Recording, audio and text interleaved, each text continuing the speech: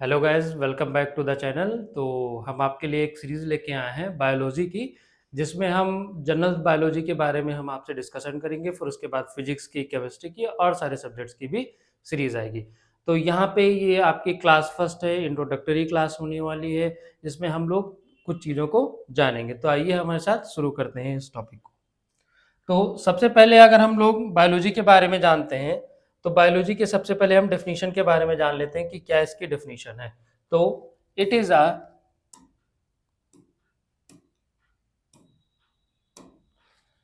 It is a branch of science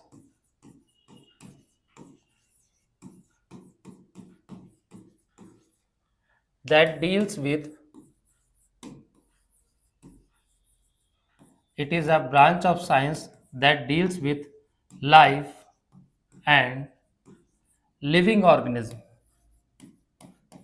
living organisms.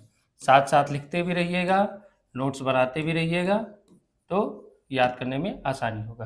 तो ये क्या हो जाएगी, बायोलॉजी साइंस की वह शाखा है या वह ऐसी ब्रांच है जिसमें हम लोग उसके लाइफ के बारे में पढ़ेंगे और लिविंग ऑर्गेनिम्स के बारे में पढ़ेंगे। अब इसमें हम कौन कौन सी चीज़ें पढ़ेंगे लिविंग ऑर्गेनिम्स की, तो इनकी हम पढ़ेंगे ग्रोथ पढ़ेंगे, ग्रोथ के साथ साथ एवोल्यूशन पढ़ेंगे,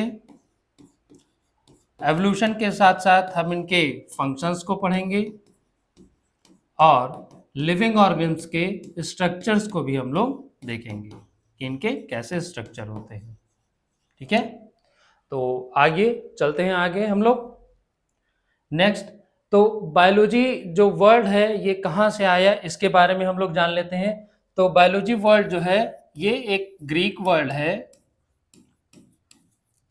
जो कि ग्रीक में क्या है, बायो प्लस लोगोस।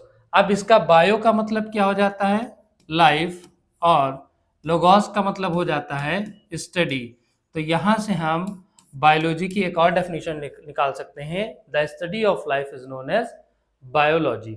अब अगर हम बात करते हैं कि इसको किसने क्वाइन किया था या किन्होंने दिया था, तो 1801 में दो साइंटिस्ट आए, लेमार्क एंड ट्रेविरेनस।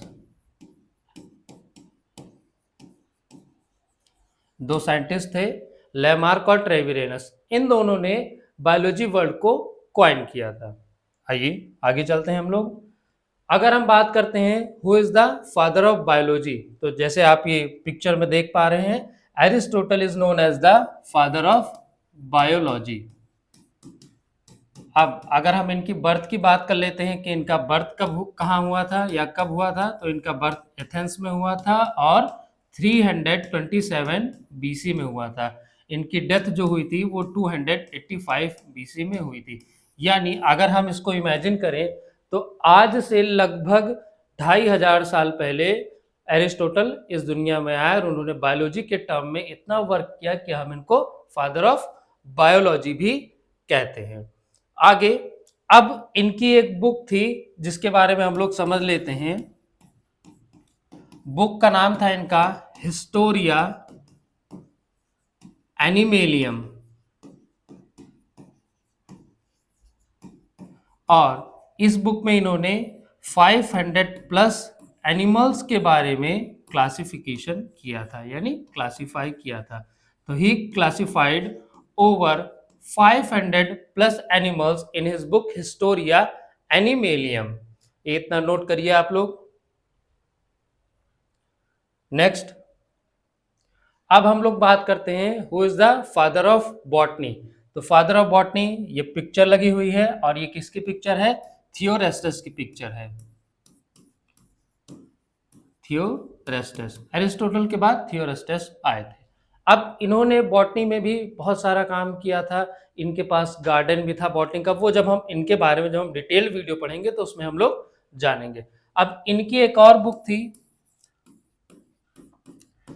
इनके जहां पे हमारे पास एरिस्टोटल की बुक का नाम क्या था, हिस्टोरिया एनिमेलियम। वहीं पे ये बॉटनी के साइंटिस्ट थे, तो इनकी बुक का क्या नाम था, Historia Historia plantarum.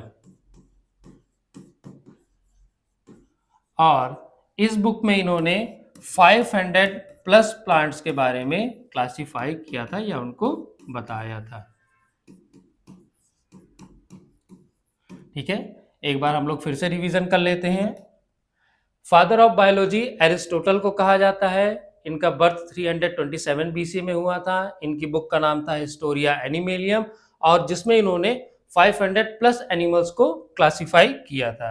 Next, father of botany हम लोग थियोरेस्टस को बोलते हैं, and he have written a book Historia Plantarum in which he classified over 500 plus plants.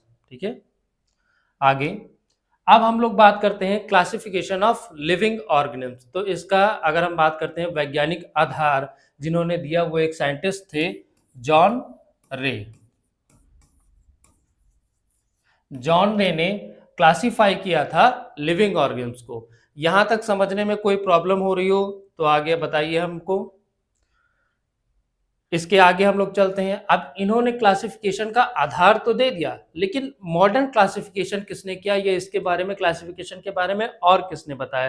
तो इनके बाद एक और साइंटिस्ट आए, कैरोलस लीनियस। इन्होंने क्या किया था? मॉडर्न क्लासिफिकेशन दिया था।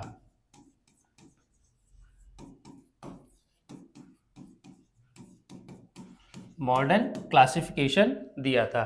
और इन्होंने क्या किया था? इन्होंने जितने भी हमारे लिविंग ऑर्गेनिम्स थे उनको दो पार्ट में डिवाइड कर दिया था।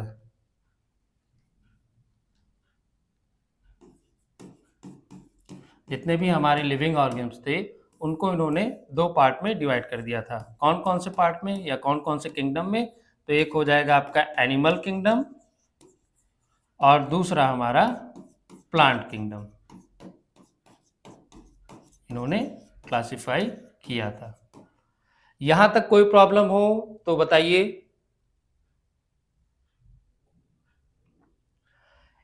आगे इनके बारे में एक और चीज हम लोग समझ लेते हैं। इनकी कौन सी बुक थी? तो इनका बुक का नाम था सिस्टमा नेचुरा, जिसमें इन्होंने क्लासिफाई किया था। और ये इनकी 10th एडिशन बुक थी जिसमें इन्होंने क्लासिफाई किया था। वैसे इन्होंने एडिशन तो निकाला बहुत, लेकिन जो इनकी 10th एडिशन थी उसमें इन्होंने क्लासिफाई किया था। आगे हम लोग जाते हैं। अच्छा, एक चीज इनके बारे में और समझ लीजिए कि इनको he is also known as the father of taxonomy. इनको टेक्सोनॉमी का फादर भी कहा जाता है। ठीक है, तो इस स्लाइड को आइए फिर से रिवाइज कर लेते हैं। मॉडर्न क्लासिफिकेशन दिया था कैरोलस लीनियस ने। इन्होंने लिविंग ऑर्गेनिम्स को दो पार्ट में डिवाइड किया, दो किंगडम में डिवाइड किया। बाई किंगडम जिसको हम लोग बोलते हैं animal kingdom and plant kingdom. इनकी एक बुक थी जिसका नाम था सिस्टमा नेचुरा, और इनको जो है हम लोग फादर ऑफ टेक्सोनॉमी के नाम से भी जानते हैं। ये क्या कह सकते हैं? He is a father of taxonomy. अब एक और साइंटिस्ट आए 1969 में, आर.एच. विटेकर।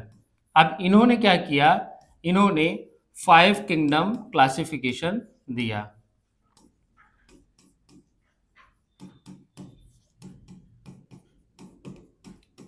5 किंगडम क्लासिफिकेशन दिया। कौन कौन से क्लासिफिकेशन हो जाएंगे? मोनेरा, प्रोटिस्टा, फंगी,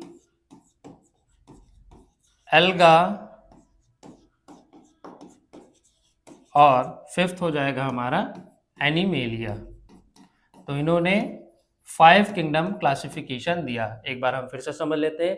1969 में कैरोलस लीनियस के बाद उन्होंने बाई किंगडम क्लासिफिकेशन दिया था। उसके बाद 1969 में आर.एच. विटेकर आए। इन्होंने 5 किंगडम क्लासिफिकेशन दिया, जिसमें उन्होंने जितने भी लिविंग ऑर्गेनिम्स हैं उनको 5 किंगडम में डिवाइड किया। मोनेरा, प्रोटिस्टा, फंगी, एल्गाई और एनिमेलिया में इन्होंने डिवाइड किया था।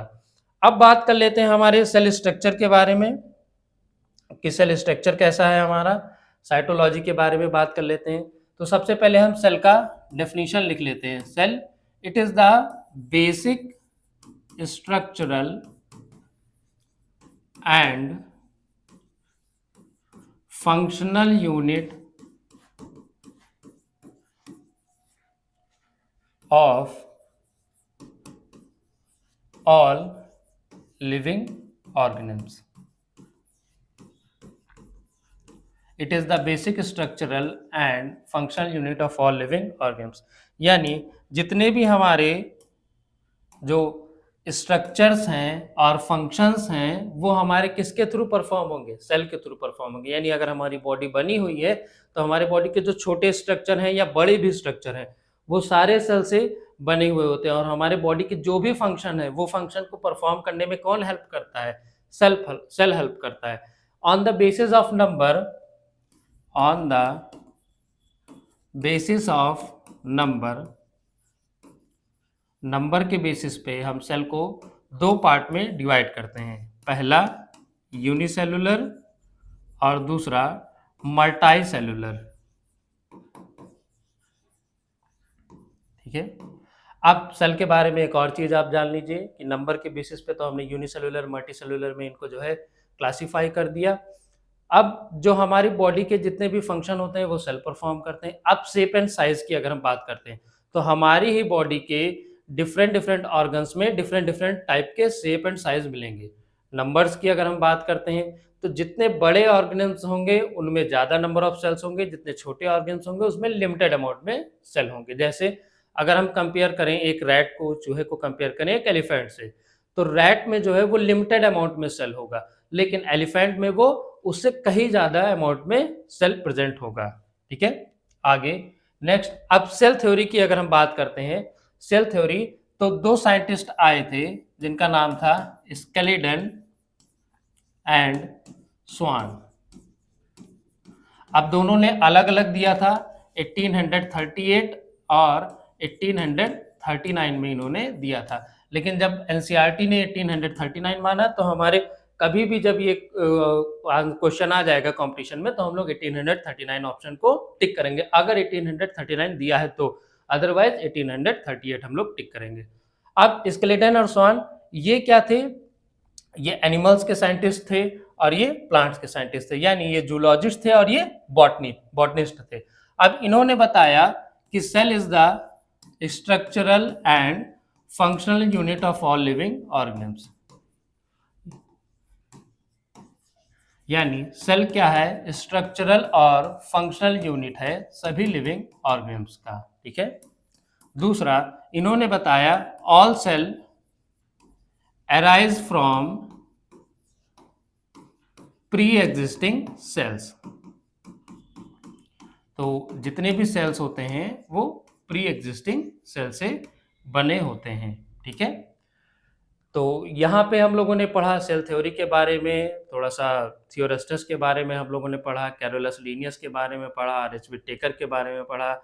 अगर आपको ये क्लास यूजफुल लगी हो तो do follow, like, share and subscribe. आगे हम ऐसे ही सीरीज लाया करेंगे डेली। ये इंट्रोडक्टरी क्लास थी, आगे जब हम और जाएंगे तो और डीपली इनके बारे में पढ़ेंगे और जानेंगे, इन लोगों के जितने भी साइंटिस्ट हैं उनके बारे में और जानेंगे।